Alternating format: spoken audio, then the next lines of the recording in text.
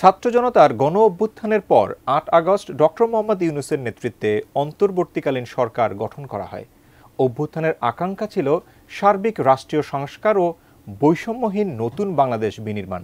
স্বাভাবিকভাবেই পতিত সরকারের বিচারহীনতার সংস্কৃতি থেকে বের হয়ে নিরপরাধ ও নির্বিঘ্ন অধিকার চর্চার প্রত্যাশা ছিল আপামর জনসাধারণের। কিন্তু সরকার গঠনের ৬ মাস পার হলেও দেশে নিরাপত্তা পরিস্থিতির চরম অবনতি হয়েছে। দাবি উঠেছে স্বরাষ্ট্র উপদেষ্টার পদত্যাগেরও। সাম্প্রতিক সময়ে হত্যা, ধর্ষণ, ছিনতাই ও ডাকাতির পরিসংখ্যান তুলে ধরে ইমতিয়াজ আলমের রিপোর্ট। আমার এই পদত্যাগের ব্যাপারে আজকে তো প্রথম না, তো তার কোনো পদত্যাগের প্রশ্ন না। তারা চাচ্ছে আইন শৃঙ্খলা পরিস্থিতি উন্নতি। অন্তর্বর্তী সরকার গঠনের পার হয়েছে ৬ মাস।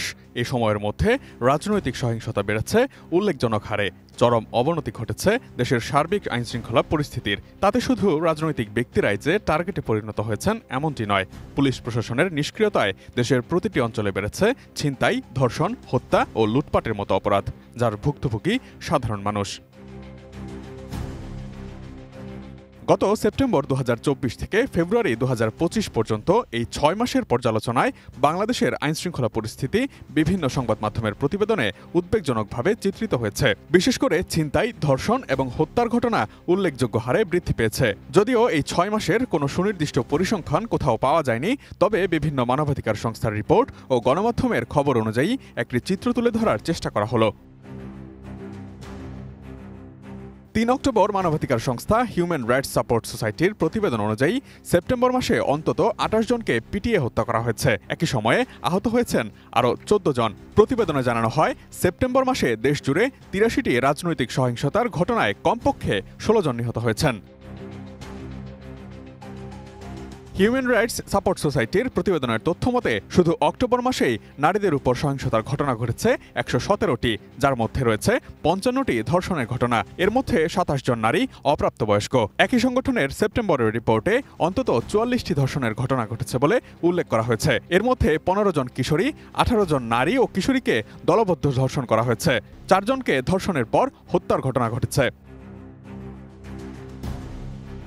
সঠিক প্যাড আর সঠিক তথ্য দিয়ে এসব সামলে নিব এক হয়ে। Monalisa sanitary napkin. Mob killings বা জনরোষে হত্যার ঘটনাও আশঙ্কাজনক হারে বেড়েছে। আইন ও সালিশ কেন্দ্রের রিপোর্ট অনুযায়ী ২০২৪ সালে ১২৮টি মব কিলিংয়ের ঘটনা ঘটেছে, যার মধ্যে ৯৬টি ঘটেছে আগস্টের পর। এই সময়ের মধ্যে ডাকাতি ও ছিনতাইয়ের ঘটনা বেড়েছে সবচেয়ে বেশি। নির্ভরযোগ্য সঠিক পরিসংখ্যান না থাকলেও ঢাকা ও অন্যান্য মহানগরীতে ছিনতাই ও ডাকাতির সংখ্যা কয়েক হাজার ছাড়িয়ে গেছে বলে অনুমান করা যায়। কেননা শুধু ঢাকাতেই অক্টোবর থেকে ডিসেম্বর এই ৩ মাসে ৮৪১ জনকে ছিনতাইয়ের জন্য গ্রেফতার করা হয়েছে, আর ৬১টি ডাকাতির ঘটনা নথিবদ্ধ করা হয়েছে। বেশিরভাগ ক্ষেত্রেই বর্তমান পরিস্থিতি বিবেচনায় ভুক্তভোগীরা আইনি প্রতিকার পাবে না এমন হতাশায় সামাজিক যোগাযোগ মাধ্যমে পোস্ট করেন এবং অন্যদের সতর্ক থাকার আহ্বান জানান। সাম্প্রতিক সময়ে উল্লেখযোগ্য কয়েকটি ঘটনার মধ্যে ১৭ ফেব্রুয়ারি রাতে ঢাকা থেকে রাজশাহীগামী চলন্ত বাসে ডাকাতি ও নারী যাত্রীদের নির্যাতনের ঘটনা ঘটে। এর আগে উত্তরায় সহিংসতার ঘটনা, আর সবশেষ বনশ্রীতে স্বর্ণ ব্যবসায়ীকে গুলি করে ২০০ ভরি স্বর্ণ লুট করে নেয়ার ঘটনা জনগণের ধৈর্যের বাঁধ ভেঙে দেয়, যার ফলশ্রুতিতে রাতেই ঢাকা বিশ্ববিদ্যালয়ের শিক্ষার্থীরা স্বরাষ্ট্র উপদেষ্টার পদত্যাগ চেয়ে বিক্ষোভ মিছিল করেন।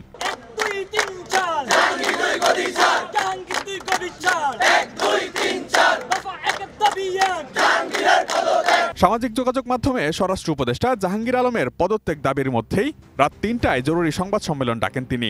সেখানে তার পদত্যাগের সম্ভাবনাকে নাকচ করে দিয়ে আইনশৃঙ্খলা পরিস্থিতির অবনতি ঠেকাতে পদক্ষেপ নেবেন বলেও ঘোষণা দেন তিনি।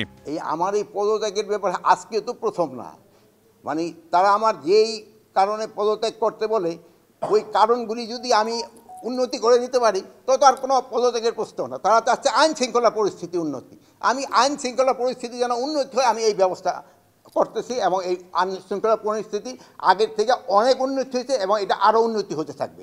Imtiaz Alam, desk report, ATN news.